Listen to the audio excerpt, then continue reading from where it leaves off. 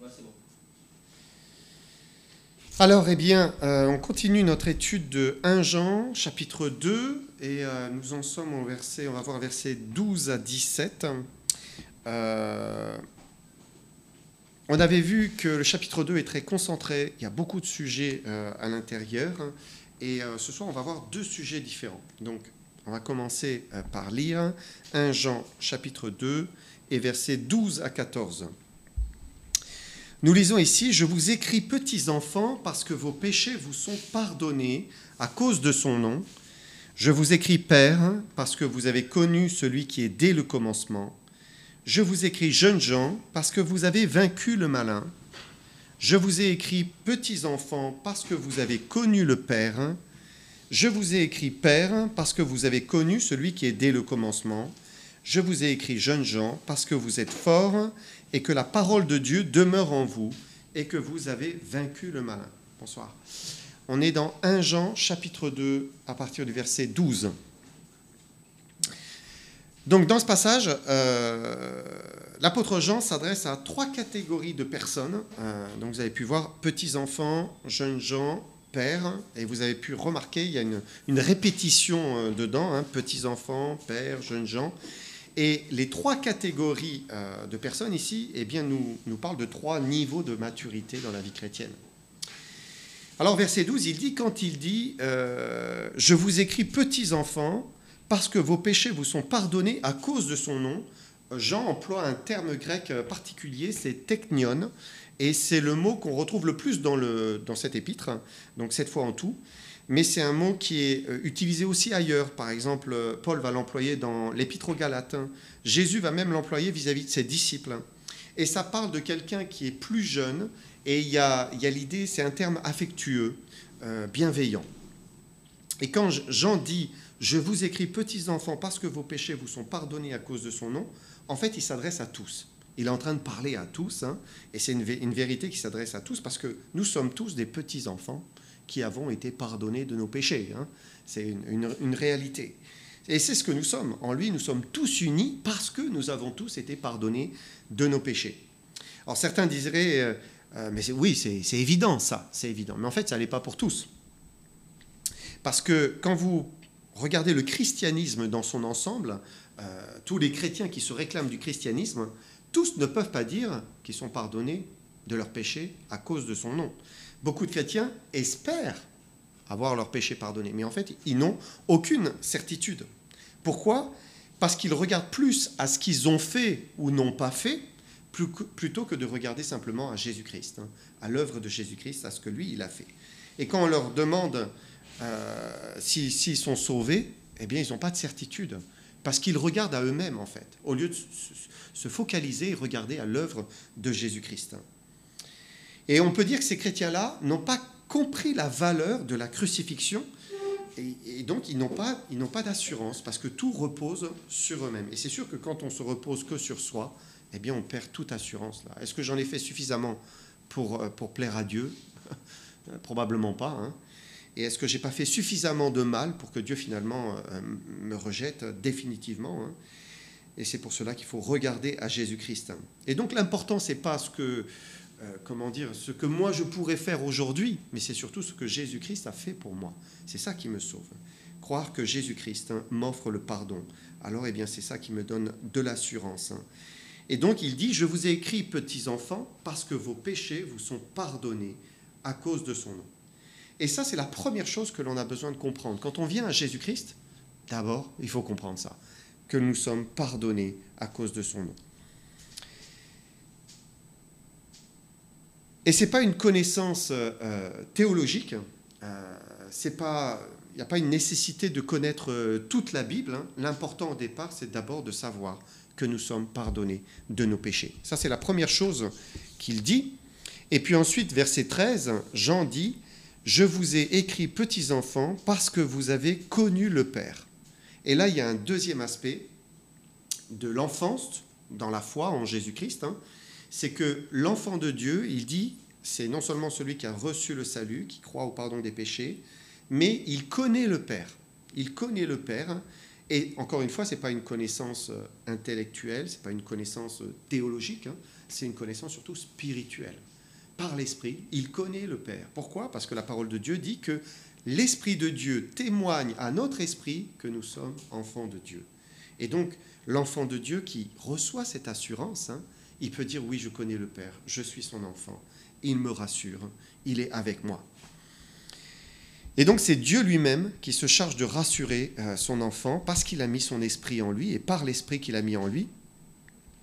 Et Dieu appuie donc en lui cette certitude que ça y est, il a cru, il s'est repenti, il a ses péchés pardonnés, il lui appartient pour l'éternité, c'est quelque chose qui est fait. Donc l'enfant de Dieu, il connaît le Père, il le connaît avec le cœur et en vérité. Alors on peut noter que Jean ici, dans le deuxième terme « petits-enfants », il emploie un autre mot, c'est « paidion ». Et là c'est un mot grec pour parler d'un enfant de 0 à 12-13 ans. Et Jean, on peut dire, en utilisant ce terme, il souligne le fait qu'il est en train de parler vraiment à des jeunes convertis. C'est des bébés en Christ, en fait. C'est pour cela qu'il utilise ce mot « paidion », c'est des nouveau-nés. Et on ne naît pas chrétien. Parfois, vous rencontrez quelqu'un dans la rue, vous lui parlez de Dieu, de Jésus-Christ, il dit « Oh, ben moi, je crois depuis que je suis bébé ». Mais non, on ne naît pas chrétien. On le devient par une nouvelle naissance. Ça veut dire qu'à un moment, eh bien, il faut entendre l'Évangile, comprendre l'Évangile, le recevoir. Et alors, on devient un petit enfant. Ça y est, on est, et on est un petit enfant. On sait que nos péchés sont pardonnés. Et on sait que désormais, on connaît le Père. On le connaît vraiment. Ensuite, il y a des mois, même, je dirais, des années qui passent. En tout cas, quelques mois ou quelques années. Et on grandit et on appelle ce que Jean appelle... On devient ce que Jean appelle des jeunes gens. Des jeunes gens. Et celui qui est dans la catégorie des jeunes gens, c'est finalement celui qui commence à ouvrir les yeux sur ce qu'est réellement la vie chrétienne. Jean leur dit au verset 13, « Je vous écris, jeunes gens, parce que vous avez vaincu le malin. » Et donc, Jean révèle, il dit, la vie chrétienne, c'est un combat, et il y a un ennemi qu'il appelle le malin. Et si au départ, l'enfant de Dieu, il n'a strictement rien à craindre du diable, parce qu'il est sous une protection parfaite de Dieu. Dieu le Père protège ses enfants, il est un rempart pour tous ses petits-enfants. Et c'est exactement comme des parents vis-à-vis des petits-enfants en bas âge. Vous avez un enfant d'1 an et demi, 2 ans, vous le surveillez tout le temps. Vous avez toujours un œil sur lui, vous le protégez. Vous ne laisserez pas quelqu'un de dangereux s'approcher de lui. Jamais de la vie. Vous le protégez complètement. Eh bien, de la même manière, Dieu protège les petits-enfants. Au début, lorsqu'on est de nouveau, nous sommes sous une protection parfaite de Dieu, notre Père Céleste. Mais avec le temps, petit à petit, on grandit et Dieu se retire un peu et commence à nous montrer qu'il y a un ennemi qui rôde autour de nous comme un lion rugissant et qu'il faut apprendre à se défendre. Il faut apprendre à se battre, à résister, à repousser les attaques, à tenir bon face à la tentation et qu'il y a un combat. Il y a un combat. Et Jean prévient, mais il ne le fait pas sans dire déjà quelle est l'issue de la bataille, puisqu'il dit « Je vous écris, jeunes gens, parce que vous avez vaincu le malin. » Donc il dit déjà à la fin, comment ça va se passer, vous avez déjà vaincu le malin. Comment? Par Jésus-Christ en nous. C'est ça qui nous permet de vaincre le malin. Parce que humainement, on n'est pas plus fort que le diable. Au contraire, on est bien plus faible. Mais en Jésus-Christ, quand nous sommes en lui, alors il dit, vous avez vaincu le malin. Et c'est la présence de Jésus-Christ en nous et que l'on laisse vivre en nous qui nous rend forts, qui nous permet d'être au-dessus et de pouvoir être protégé et pouvoir répondre et être victorieux dans le combat. Et Jean va le répéter, verset 14, il dit « Je vous ai écrit, jeunes gens, parce que vous êtes forts et que la parole de Dieu demeure en vous et que vous avez vaincu le malin. » Donc là, il ajoute quelque chose, il dit « La parole de Dieu demeure en eux. » Et on passe de l'enfance à la jeunesse dans le Seigneur quand on a appris à se nourrir seul de la parole de Dieu. Et que la parole de Dieu, elle est devenue une nourriture chaque jour, quotidienne. Les jeunes gens, ce seront ceux qui lisent, qui écoutent, qui se nourrissent, qui apprennent même des versets par cœur, en sorte que la parole, elle, demeure en eux.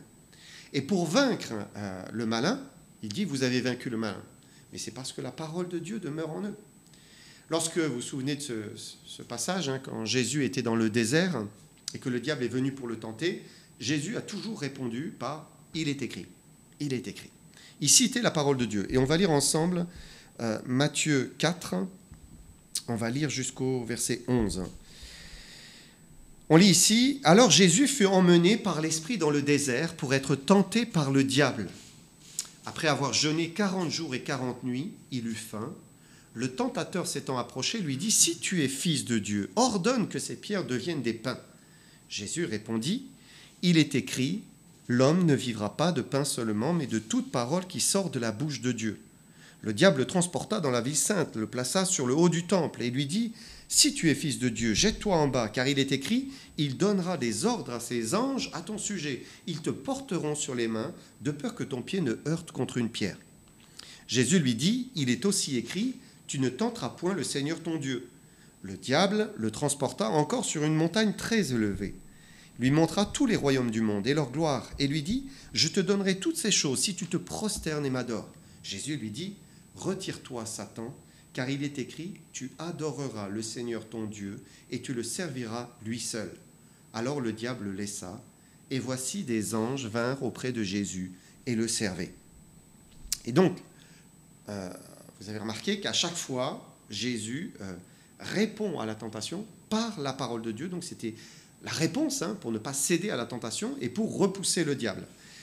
Et c'est par la connaissance de la parole de Dieu et par le fait qu'elle demeure en nous, dans notre cœur, dans notre pensée, que l'on devient fort pour pouvoir résister aux sollicitations, aux tentations et aux pièges du diable. Intéressant que Jésus n'a pas crié, il n'a pas hurlé, il n'a pas soufflé, il n'a pas pris sa veste et donné un coup de veste, il n'a pas claqué des doigts, il aurait pu, mais il a cité la parole de Dieu. Et ça suffit. Et ça suffit. Et il n'y a que cela qui soit réellement puissant pour venir nous fortifier quand la tentation vient, quand le diable vient nous essayer de nous mettre par terre. Et la force du chrétien, c'est justement dans le fait de conserver cette parole dans son cœur, de la serrer dans son cœur. Et c'est vrai dans les tentations, c'est vrai dans les épreuves, puisque dans les épreuves, c'est les promesses, là, où là on se souvient des promesses et on est renouvelé. Comment on ne baisse pas les bras, comment on continue à croire, en gardant la parole de Dieu dans son cœur. Jésus a dit, Jean 16, 33, « Vous aurez des tribulations dans le monde, mais prenez courage, j'ai vaincu le monde. » Et donc la victoire, elle est certaine, Jésus a vaincu le monde, il a vaincu le malin, et nous serons plus que vainqueurs, mais il faut garder la parole, il faut la lire, il faut la conserver dans son cœur. Ensuite, Jean parle d'une dernière catégorie de chrétiens, ce sont les pères. Il dit, je vous écris père. Est-ce qu'on est revenu dessus là ? Ouais. Je vous écris père parce que vous avez connu celui qui est dès le commencement. Et puis il reprend une deuxième fois dans les mêmes termes, après, vous avez connu celui qui est dès le commencement. Et comme des parents dans la chair, logiquement, ils sont plus mûrs, plus avancés que des jeunes gens ou que des petits-enfants. Ce sont des pères. Et les pères, ce sont des chrétiens qui ont acquis une certaine expérience dans le Seigneur. Ils ont une certaine maturité, une certaine connaissance de la marche par l'Esprit. Et la Bible les nomme les hommes faits, c'est-à-dire les hommes matures, accomplis. Et on ne devient pas un père du jour au lendemain. Mais il faut des années de vie chrétienne, des années par lesquelles on va passer par toutes sortes d'expériences, des souffrances, des luttes, des combats, des joies, des déceptions. Et toutes ces années nous apprennent à mettre Dieu en premier dans notre vie. Finalement, c'est ça, mettre Dieu en premier dans notre vie. Et c'est apprendre à discerner quelle est la volonté de Dieu, quelle est la pensée de Dieu, selon la parole de Dieu, ce qui est bien, ce qui est mal. L'apôtre Jean dit seulement que les pères ont connu celui qui est dès le commencement. Ça veut dire que les pères ont du recul par rapport au plan de Dieu. Si le petit enfant au départ, ce qui l'intéresse, c'est sa relation personnelle avec Jésus, avec le Père. Tes péchés sont pardonnés, tu connais le Père, voilà, ça suffit, il est heureux dans cette relation personnelle. Si les jeunes gens, ils ont appris à discerner, il y a un combat, et voilà, il y a une lutte, mais je suis vainqueur si je garde la parole de Dieu dans mon cœur, les pères, eux, prennent du recul par rapport à l'ensemble du plan de Dieu, et ils voient celui qui est là depuis le commencement, et qui prépare une œuvre pour sa gloire, et qui agit, qui travaille sur le long terme. C'est un plan qui s'étend sur des millénaires, et chacun, finalement, est un petit élément, une petite pierre dans le divin dessein, on peut dire. Et donc les pères, ils ne se chamaillent plus pour des petites choses, pour des petits riens du tout, là, car ils savent très bien qu'il y a un ennemi, et que l'enjeu est plus important que ces petits détails futiles. Voilà, on passe au-dessus et on avance. Les pères vont viser la gloire de Dieu, en tout cas essayer de viser toujours la gloire de Dieu dans ce qu'ils font. Les pères veillent à se garder de tout ce qui pourrait détruire l'œuvre de Dieu. Les pères savent et apprennent à pardonner. Ils savent parler, mais ils savent se taire, parce que Dieu contrôle leur langue.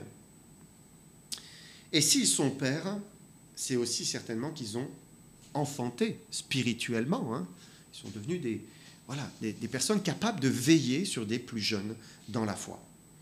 Et il y a une croissance logique dans la vie chrétienne. Au départ, on est tous des petits-enfants, tous. Mais on est appelés à tous devenir des jeunes gens et tous appelés à devenir des pères, réellement, et des mères dans le Seigneur. Hébreux 5, versets 11 à 14.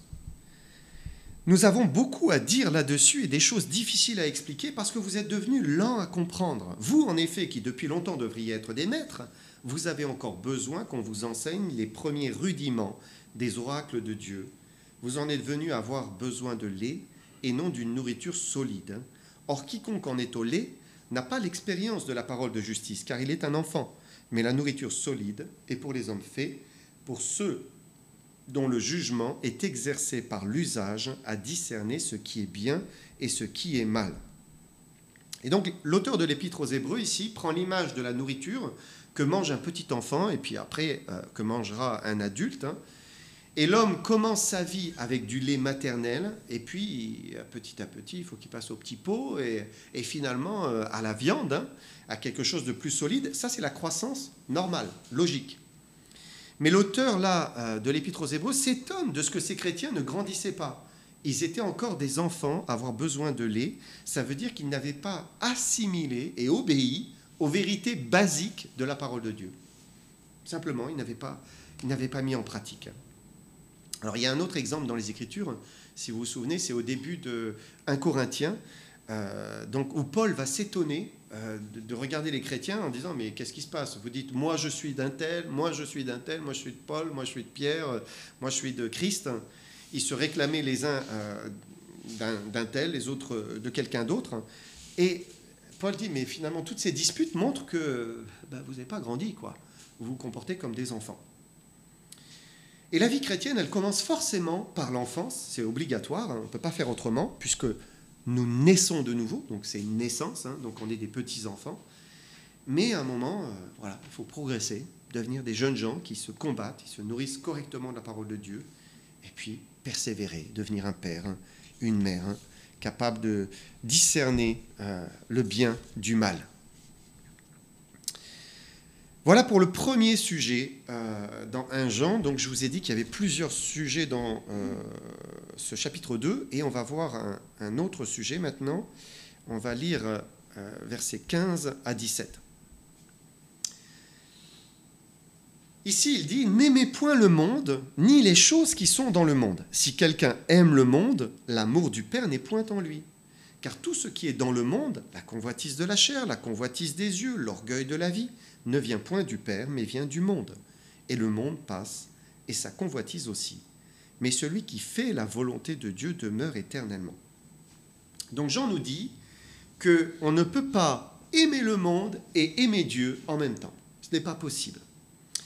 Et quand il parle du monde et de l'amour du monde, il ne parle pas des hommes, de l'humanité ou de la société, mais il est plutôt en train d'évoquer un système du monde qui est hostile à Dieu, qui est contre Dieu. Les hommes ont élaboré une vie où finalement on se réjouit sans Dieu. On est heureux sans lui. On peut vivre entièrement sans lui, on ne fait plus appel à lui. Voilà, il est en dehors carrément de l'équation. Dernièrement, là, je suis allé accompagner ma fille pour faire du planeur. Et donc, on me demande quel est son cursus, qu'est-ce qu'elle fait, etc. Donc, je lui explique comment elle est rentrée dans cette école, là, où on est très content qu'elle ait réussi ce concours. Et je dis à la personne, moi, je suis reconnaissant vraiment à Dieu. Ah non, non, c'est elle. Et j'ai dit non. J'ai rétabli la chose. Et en fait, Dieu est en dehors de l'équation. En dehors. Non. Si on réussit tout seul. Et quand on aime le monde, finalement, on cherche son bonheur et sa satisfaction ailleurs qu'en Dieu, et Dieu ne compte pas. Il n'est pas utile. On peut se passer de lui entièrement. Et c'est pour cela que celui qui aime le monde, l'amour du Père n'est point en lui. Et celui qui aime ce monde qui se passe de Dieu, il ne peut pas aimer Dieu en même temps. Ce n'est pas possible. Parce que le système de ce monde repose sur 3 choses. Jean nous dit, sur la convoitise de la chair, sur la convoitise des yeux et sur l'orgueil de la vie. Et il dit, mais ces 3 choses ne viennent pas de Dieu, elles viennent du monde. Hein, donc ce sont les hommes et le péché qui les ont développés, répandus et rendus acceptables. Et derrière ces choses, c'est toute la mauvaise nature et le péché de l'homme qui s'exprime. Et c'est intéressant de faire le parallèle avec la Genèse, parce que ces 3 choses se retrouvent à l'origine dans la chute d'Ève. Vous connaissez la Genèse, les 3 premiers chapitres, avec la chute et le serpent ancien, donc le diable, qui va faire naître en Ève le péché, qui va l'amener au péché, par ces 3 choses, justement. Pourquoi ? Parce que Ève, au commencement, elle pouvait se contenter pleinement de Dieu. Dieu était satisfaisant, il était suffisant pour la rassasier. Adam et Ève n'avaient absolument besoin de rien de plus, tout allait bien, puisque Dieu pourvoyait à tout leur nécessaire. Mais le serpent leur a présenté autre chose. Et on va lire ensemble Genèse 3, verset 4. Alors le serpent dit à la femme, « Vous ne mourrez point, mais Dieu sait que le jour où vous en mangerez, vos yeux s'ouvriront et vous serez comme Dieu, connaissant le bien et le mal. » Et en parlant de cette manière à Ève, il a touché, il a éveillé en elle sa convoitise. Ensuite, la femme vit que l'arbre était bon à manger et agréable à la vue, qu'il était précieux pour ouvrir l'intelligence. Elle prit de son fruit et en mangea. Elle en donna aussi à son mari qui était auprès d'elle et il en mangea. Donc c'est intéressant parce que Ève a vu 3 choses. Elle a vu d'abord que le fruit était bon à manger. Et là on retrouve l'idée de la convoitise de la chair. On veut se satisfaire de quelque chose qui est très matériel, terre à terre. Et c'était satisfaire un appétit quoi qu'il arrive, même si c'est en désobéissant à Dieu, parce que c'est ça. Elle ne devait pas le faire.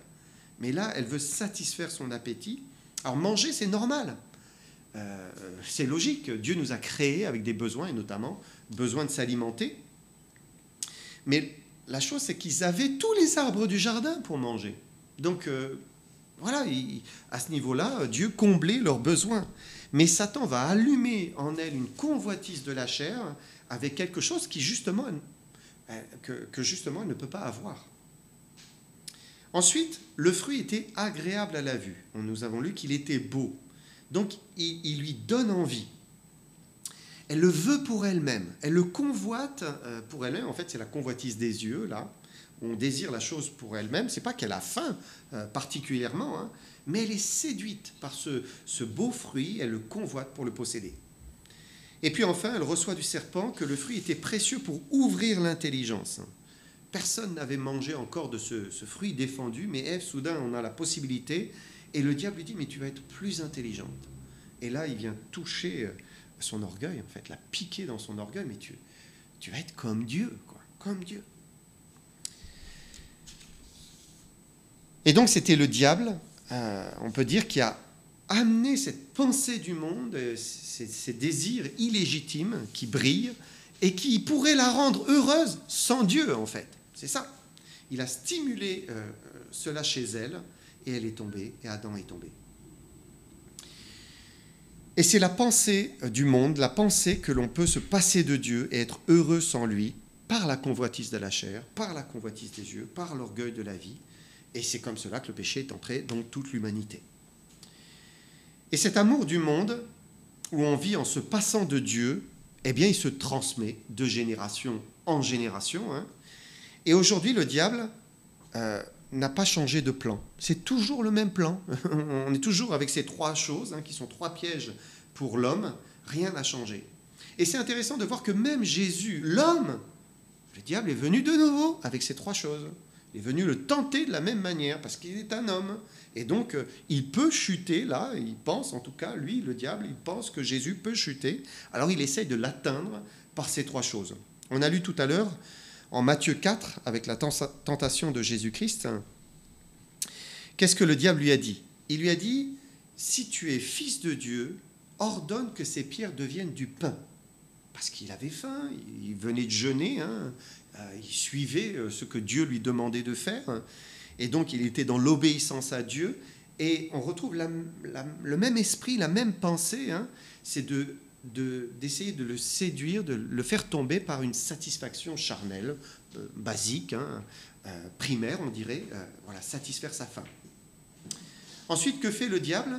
Il le transporte sur le haut du temple, et il lui dit, si tu es fils de Dieu, jette-toi en bas, car il est écrit, il donnera des ordres à ses anges à ton sujet. Ils te porteront sur les mains, de peur que ton pied ne heurte contre une pierre. Et là, il essaie de le toucher dans son orgueil. Pourquoi? Vous imaginez la scène. Jésus est sur le haut du temple, il se jette dans le vide, et là, des anges viennent le porter sur les mains, et puis il descend. Et la foule peut voir le Messie descendre comme cela et se poser sur le sol. Alors là, hurrah, le Messie, etc. C'est quand même beaucoup plus glorieux que de mourir sur une croix et donner sa vie, être humilié. Et donc il vient le piquer ici dans son orgueil. Et puis enfin, le diable le transporte sur une montagne très élevée. Il lui montre tous les royaumes du monde. Il lui dit, je te donnerai toutes ces choses si tu te prosternes et m'adores. Et là, il essaie de le toucher dans la convoitise de la vue. Voilà, les mondes, le royaume, tous ces royaumes qui brillent et leur gloire, comme s'il peut l'atteindre. Et rien n'a changé. On est au XXIe siècle et les ressorts pour faire chuter l'homme, c'est toujours les mêmes. Toujours. Il n'y a que ces ressorts-là. Alors bien sûr, on peut avoir un certain plaisir à faire du shopping. Voilà, on est content d'aller faire du shopping. On peut avoir du plaisir à pratiquer un loisir, à faire des choses que l'on aime, qui sont récréatives. Mais en fait, il faut laisser chaque chose à sa place. C'est bien de faire des choses. Mais Dieu doit être en premier. Le vrai bonheur, ce qui satisfait réellement, le monde ne peut pas l'offrir.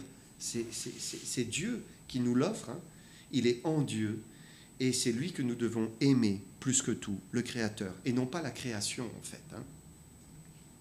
Parce que c'est ça l'enjeu. Qui a la première place dans mon cœur? C'est ça l'enjeu. Ça qui est important. Lorsque le serpent a focalisé l'attention d'Ève sur le fruit défendu, en fait, il a détourné son attention de son bienfaiteur, son Créateur. Il l'a détourné. Et c'est là la chute d'Ève. Elle a détrôné Dieu de son cœur. Et elle a voulu mettre ce fruit à la première place dans son cœur. Et elle est tombée. Et lorsque Jean nous dit, verset 15, « N'aimez point le monde, ni les choses qui sont dans le monde. Si quelqu'un aime le monde, l'amour du Père n'est point en lui. » C'est intéressant de voir qu'il utilise le terme « agapao ». C'est l'amour qui se donne, l'amour qui s'offre. Et en fait, quand Jean dit « N'aimez point le monde », n'aimez point le monde de cette manière-là. C'est-à-dire, n'aimez pas le monde au point de vous donner entièrement corps et âme pour elle. En français, on est vraiment pauvre en vocabulaire pour aimer, hein, puisque vous savez, on aime tout, le chocolat, notre femme, c'est toujours le même mot. En anglais, c'est quand même plus fort, hein, quand il y a enjoy, like, love, bien sûr, mais worship, voilà, on est encore au-dessus, hein, c'est l'amour, l'adoration, hein, et il faut laisser chaque chose à leur place.